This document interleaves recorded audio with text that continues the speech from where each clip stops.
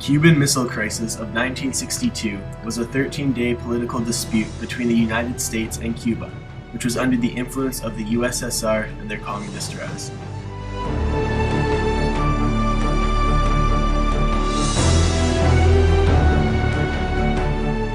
After the Second World War, communism was on the rise through Eastern Europe and other parts of the world, like China and the Caribbean island of Cuba. Many countries, such as the United States, strongly opposed communism and went to several ends to stop the spread of it.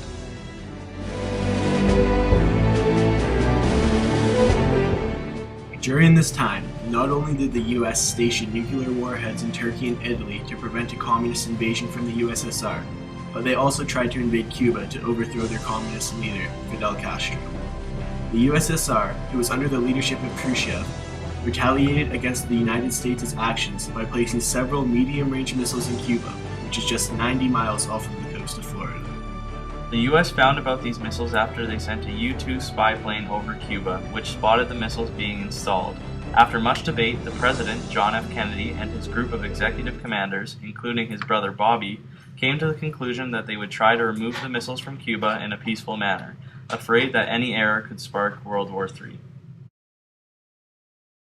CIA revealing 5 additional missile sites on the island. They report that the Soviets could have between 16 and 32 missiles ready to fire within several days. Mac, what is the timeline on those ships? About 3,800 miles away from Cuba. At the current rate of speed, they should be there in about a week.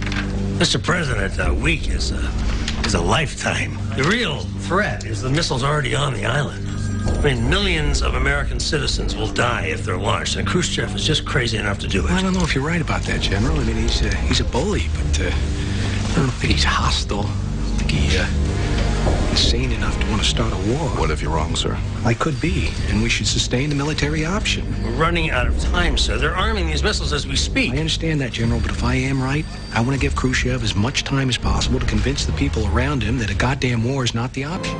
JFK's solution to this problem was to create a naval blockade on the eastern border of Cuba. This blockade would stop entrance and restrict access for the Red Army to enter the communist state. JFK publicly addressed the nation on October 22, 1962, where he informed them that the Soviet Union had placed nuclear medium-range missiles targeted on the Western Hemisphere, particularly on the East Coast. This created fear among many millions of American citizens. There's been a virtual news blackout throughout Washington regarding the Cuban situation. Whether or not this crisis can be resolved peaceably or not is the burning question.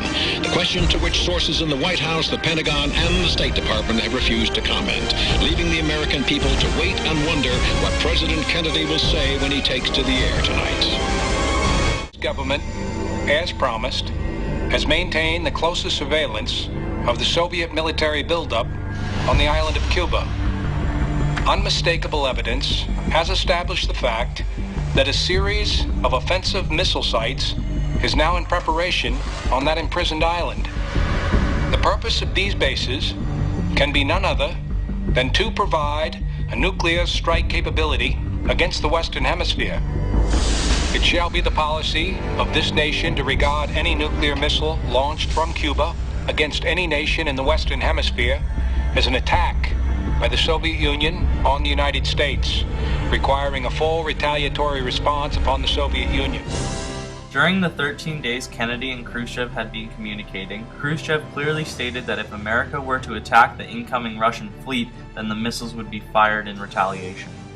The observer of the scene that Cuba has to be the point of the crisis. This is the point at which we are concerned that there might be shooting among the ships at sea, that in the story that we heard a great deal of today, the possibility that invasion might have to be undertaken to assure that those bases are eliminated. If invasion is undertaken, the Russians have said that they would retaliate with rocket fire.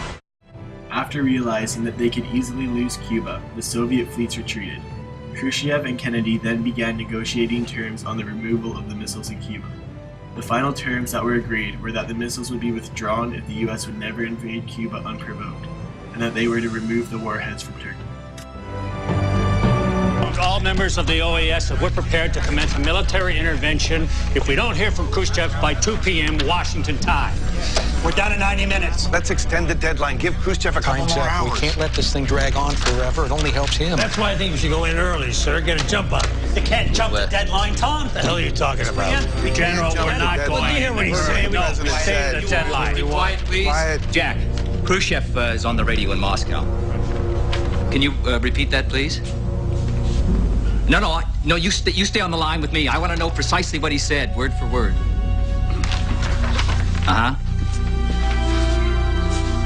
He said what? Did he give a timeline?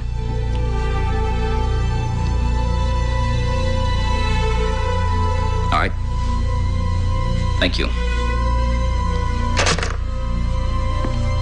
Jack, he just went on the air to make sure that we heard, without any delay, that he's accepting our terms. He's going to remove the missiles from Cuba.